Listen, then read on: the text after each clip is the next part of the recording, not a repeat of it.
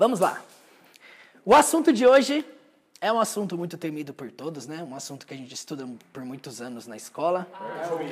É o famoso verbo to be, cara. Vamos lá, a primeira coisa que eu quero perguntar pra vocês. Qual que é a impressão que vocês têm sobre o verbo to be? Chato, que mais? Legal? Não entendo. Vocês fizeram mestrado de verbo to be na escola também? Desde a primeira série. Desde a primeira? Vai sair do verbo to be. Aham. Verbo. Very good, very good. What about you? A revolta. E aí? Verbo ser. Estar. Bom, gente, olha, nós vamos fazer o seguinte aqui, ó. Nós vamos entender primeiramente o que é o... Se alguém perguntar pra você o que é verbo to be, ser ou... Nada além disso, tá? Isso é o verbo to be, ser ou estar. É um verbo, a primeira coisa, é um verbo. E verbo é uma ação, certo? O que complica, então, na língua portuguesa? Por que o verbo to be é complexo pra gente? Por causa das traduções. Vocês vão ver que dentro do verbo to be tem em torno de 6 a 7 palavras diferentes. Tanto presente, passado e futuro. No português, na nossa língua portuguesa, traduzindo essas 6, 7 palavras, vai dar mais ou menos umas 20 e poucas, umas 25, 26 traduções. Isso é às vezes o que mais confunde, porque certas coisas no inglês são mais simplificadas. Parece que não, mas na nossa língua, muitas coisas são muito mais complexas, incluindo o ser e o estar. Já começa por aqui. Por que verbo to be você traduz para duas coisas? Por que não só para uma? Quer dizer o quê? Que se nós pensarmos dentro do inglês, quando o cara fala, por exemplo, I am, eu sou e eu estou, é interessante pensar nisso, mas eu sou e eu estou, para eles, é a mesma coisa. Consegue pensar? É uma coisa já que já não entra na nossa cabeça, porque na nossa língua, eu sou é um estado permanente. Eu estou é um estado temporário. Então, se eu falo I am teacher Murilo, eu sou professor Murilo. Você não vai traduzir para eu estou teacher Murilo hoje, né? Mas se você falar assim, I am tired, você vai traduzir como? Para eu estou cansado. Ó, eu estou cansado. Você não vai traduzir para eu sou cansado. Então você percebe que no inglês o to be é uma coisa só, né? Ser e estar para eles é a mesma coisa. Então você quer falar eu estou em Curitiba. I am in Curitiba. Nós aprendemos as preposições, né? Então, por que eu falo I am? Eu estou. Mas por que não é eu sou em Curitiba? Porque é o local, né? Mas você percebe que para eles é a mesma coisa? Eu falo I am Murilo e I am em Curitiba. Contexto. Quer dizer, podemos dizer que a mente do nativo funciona da seguinte forma. Para ele, o ser e o estar é a mesma coisa. Para nós, da língua portuguesa, que crescemos com essa cultura de permanente e temporário, para a gente tem uma diferença. Mas para eles, ser e estar, the same thing, mesma coisa. Alright? Então vamos lá, vamos escrever o nosso título aqui. Eu peço que vocês escrevam tudo que eu for passar aqui, ok? Nós vamos falar de verbo to be no presente, no passado e no futuro, ok? E a primeira coisa que nós precisamos compreender é o quê? Os pronomes. Então escrevam aí, tá bom? Se vocês puderem, escrevam exatamente do jeito que eu estou escrevendo aqui, tá bom?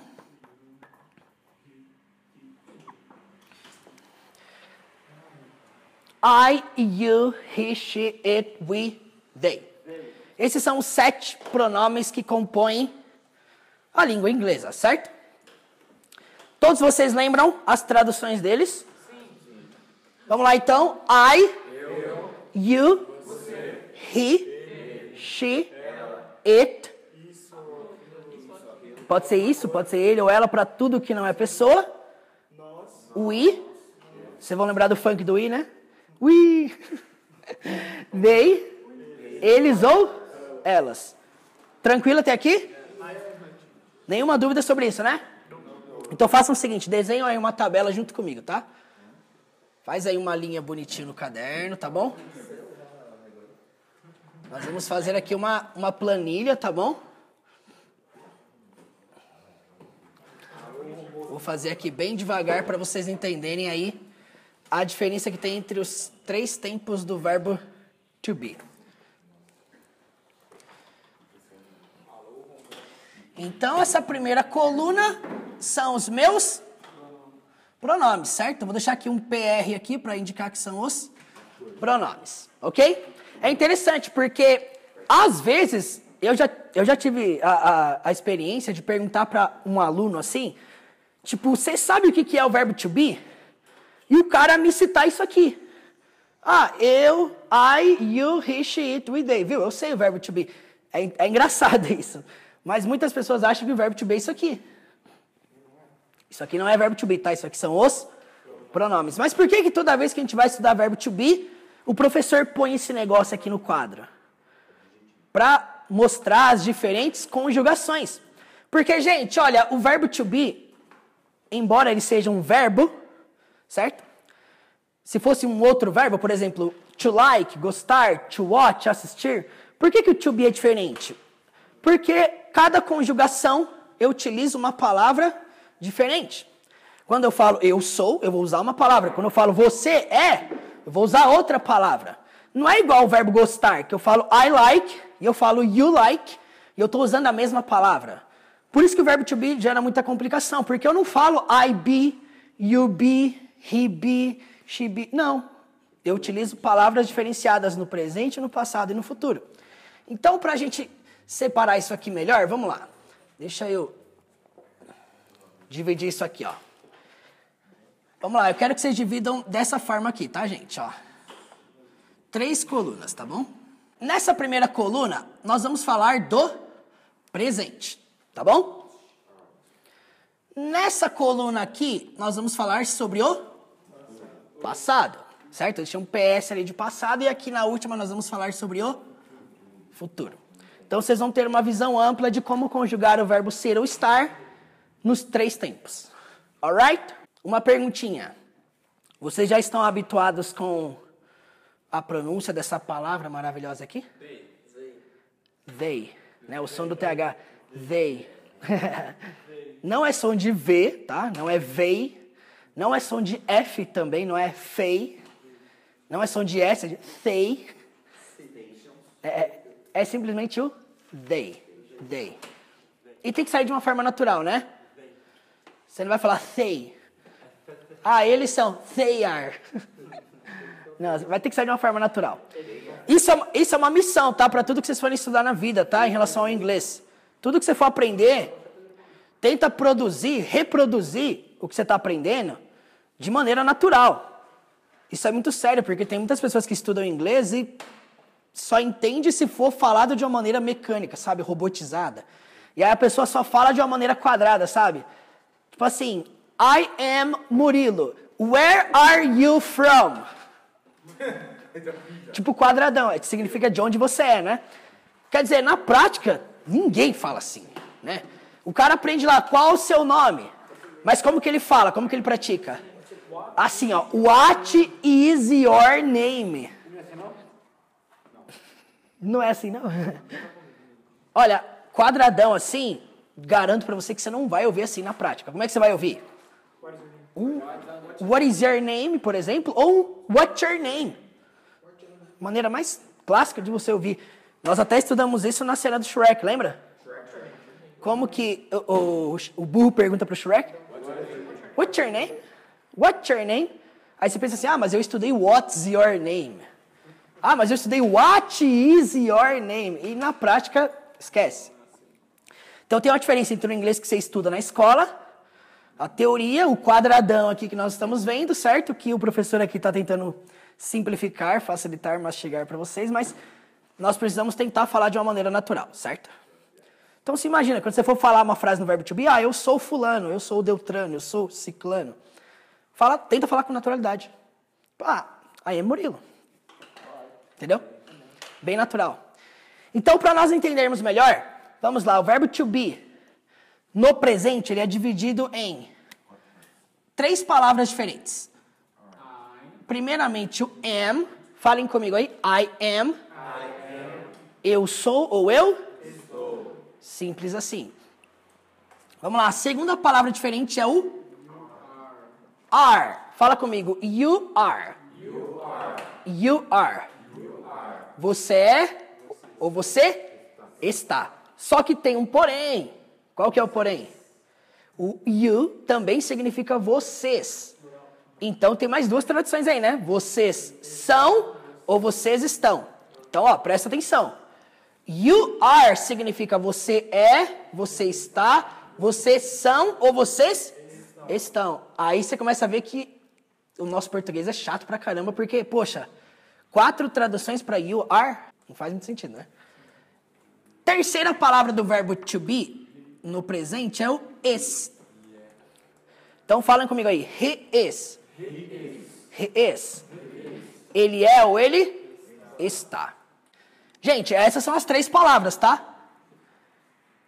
Beleza?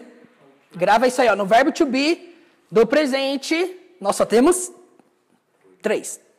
Am, is, are. Aqui embaixo nós vamos meio que repetir elas, né? Então, she significa o que mesmo? Ela.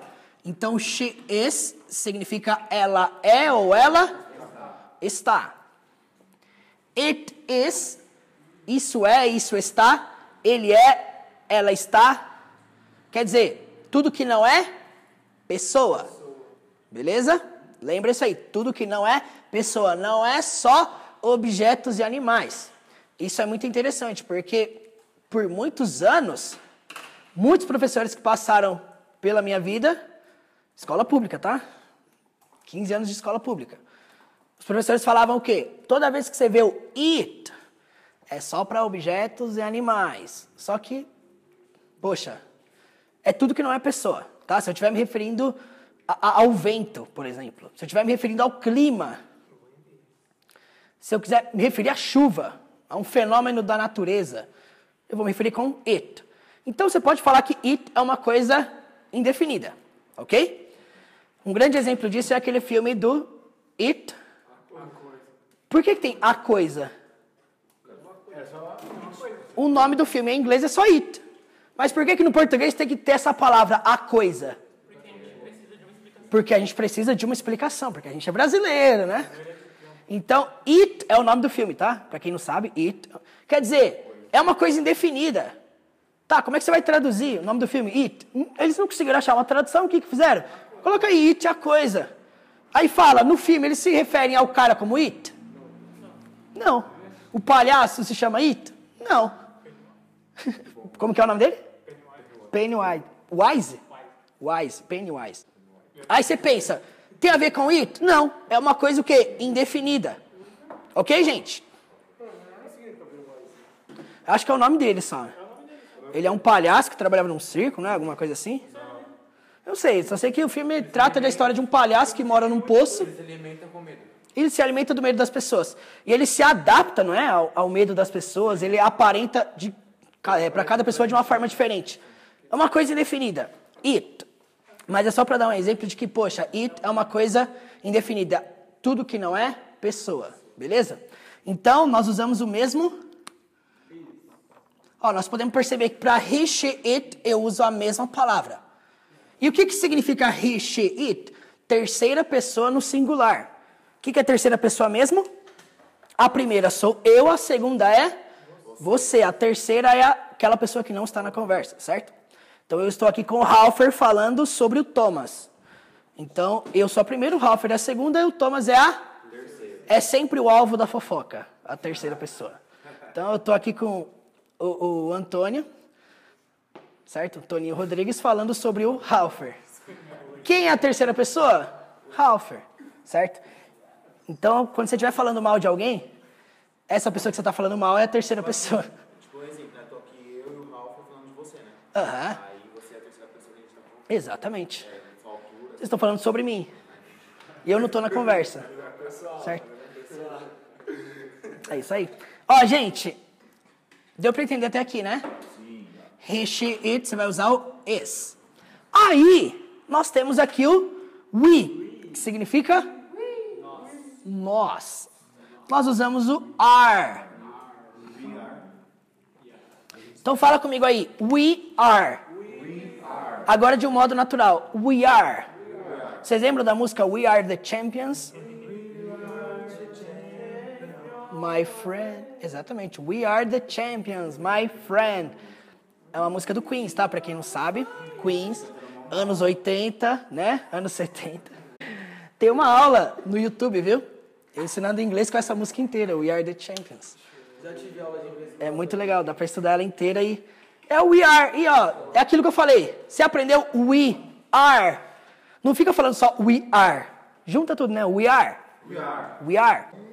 É a primeira lógica para qualquer frase que você vai fazer. Não fala tipo assim, I am, parece que você tá disco riscado, né? Fala junto. I am, you are, he is, she is. Porque você nunca vai ouvir de outra forma. E a última, they are,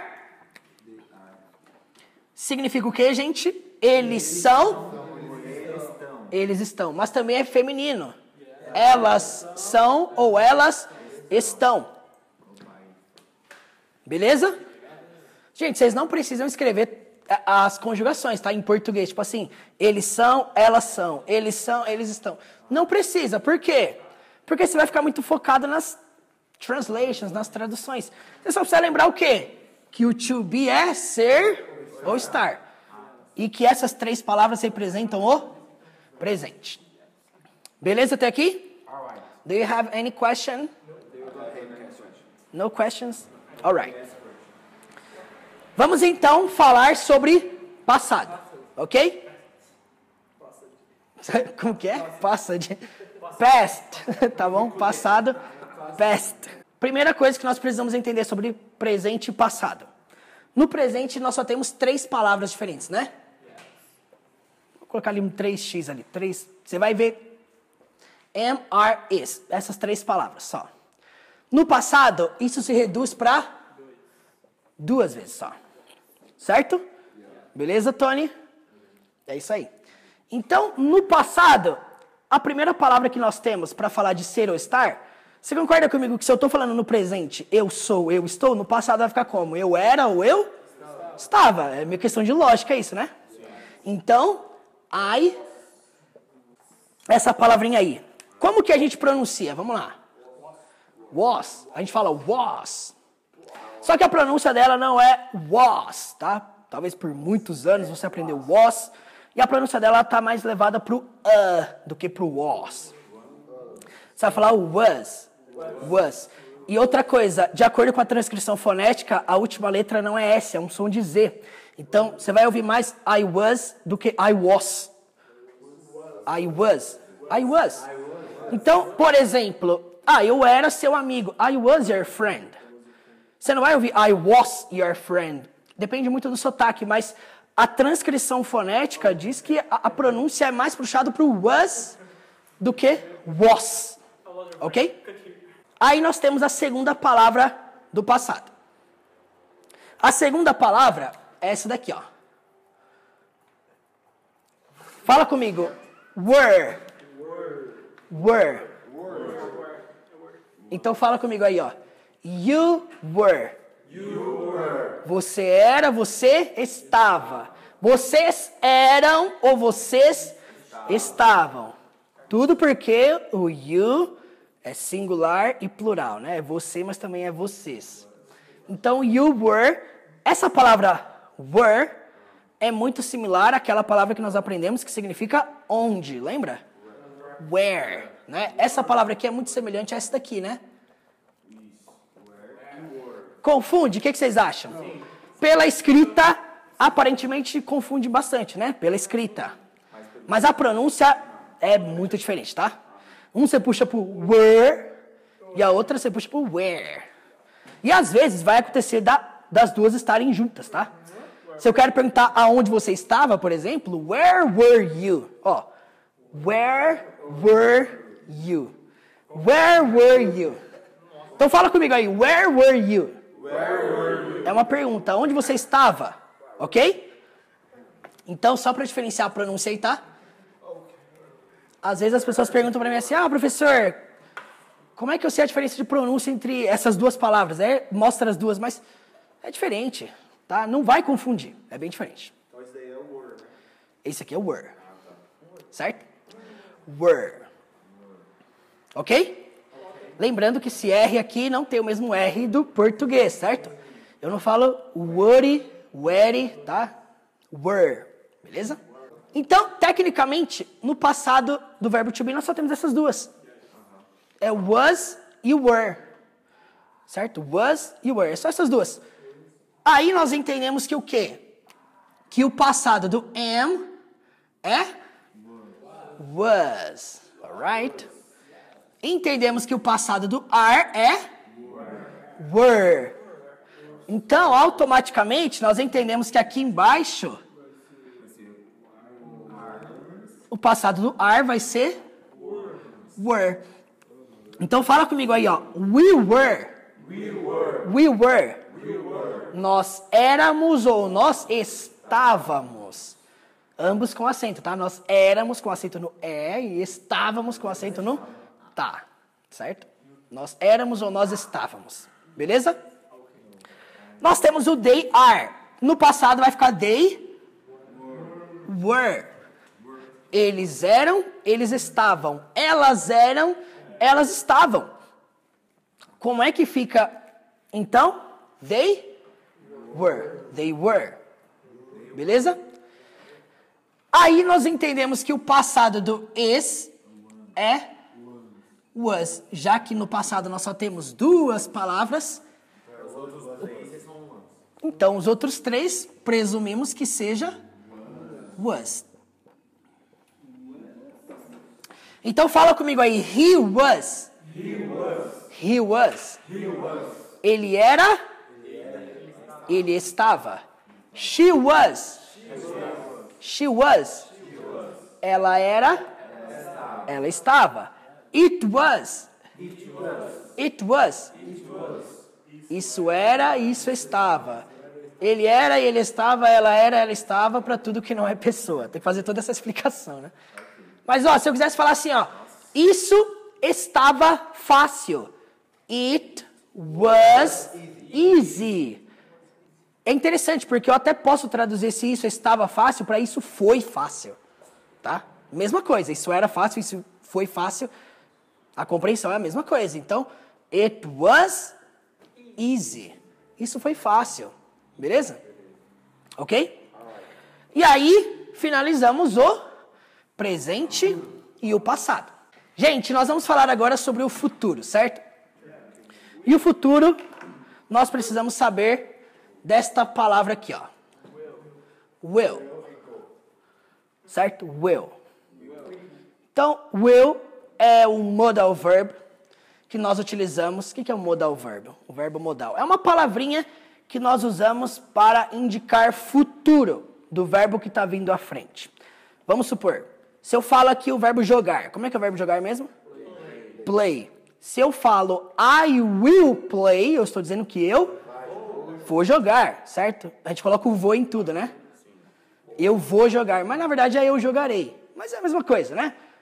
Certo? Eu vou jogar, eu jogarei, é a mesma coisa, certo? Vocês concordam com isso? Só que ninguém fala assim, né? Ninguém fala assim, ah, hoje eu estudarei, almoçarei, dormirei, comerei, depois, sei lá, tomarei banho, jejuarei. Quer dizer, assistirei. Ninguém fala assim. Como é que a gente fala? Eu vou. Eu vou pra tudo, né? Eu vou jogar, eu vou... Enfim. Então, o que eu entendo sobre will? Que sempre que ele antecede um verbo, aquele verbo vai pro future. Futuro. Beleza até aqui? Então, quem que é o verbo da jogada? To be, certo? Eu vou pegar só o be. Vou deixar o to lá, certo? E vou falar I will be.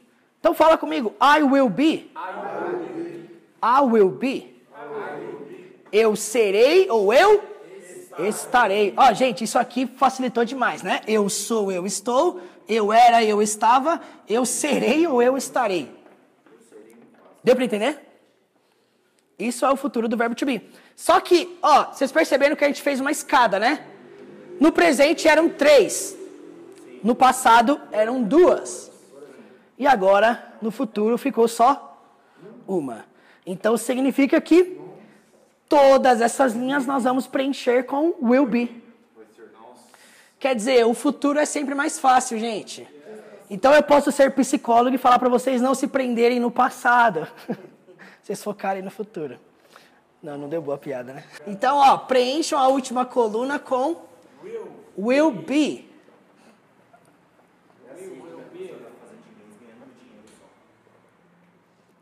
Então, vamos lá, gente. Repitam comigo aí. You will be. You will be. Em português, você será, você estará. Vocês serão, vocês estarão. Lembra sempre do you, tá? Pode ser você é, você está. Imagina que eu pergunto para vocês aqui, e aí, galera, how are you? Olhando para todos vocês, o que quer dizer? Vocês estão bem? Como vocês estão? How are you? Agora, se eu pergunto isso para todo mundo, mas eu tô olhando pro Ralfer aqui. How are you? Eu tô me referindo a quem? Vai depender do quê? Contexto. O contexto, o ambiente, para quem eu estou olhando, para quem eu estou apontando, a quem que eu estou me direcionando, o meu tom de voz. E se eu pergunto para ele aqui baixinho, how are you? Poxa, obviamente que eu não estou perguntando para todo mundo, né? Então, contexto. Terceira linha, repeat. He will be. Em português, ele é não. Ele será, ele estará. Vamos lá, repeat with me. She will be. Ela será. Ela estará. It will be. Repitam, vamos lá. Isso será, isso estará. Eu posso falar que isso será fácil. It will be. Isso será difícil. It will be hard. Hard, vocês sabem que está mais ligado para o rígido, né? Do que difícil necessariamente, né? Difícil nós temos o difficult.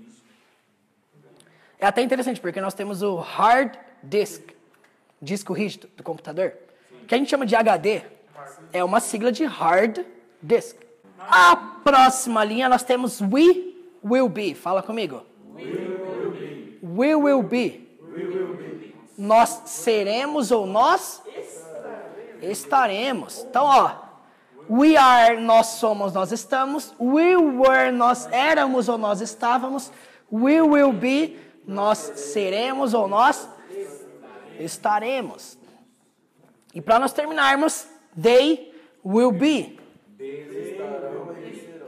Eles estarão, eles serão. Elas estarão, elas serão. Alright? Beleza até aqui? Bom, gente, vocês escreveram essa tabela aí no caderno de vocês? Sim? Então é o seguinte, o desafio de vocês vai ser o seguinte. Vocês vão elaborar uma frase para cada conjugação. Beleza? Vocês vão elaborar uma frase com I am, uma frase com you are, uma frase com he is, uma frase com she is, para cada conjugação, certo? Depois, uma frase para I was, uma para you were, uma para he was. Mesma coisa também pro futuro. Beleza? Serão 7 frases no presente, 7 no passado e 7 no futuro. 7, 14, 21. 21 frases. Beleza? Então é isso aí. Vocês têm alguma pergunta? No questions? Então, thank you very much. See you next class.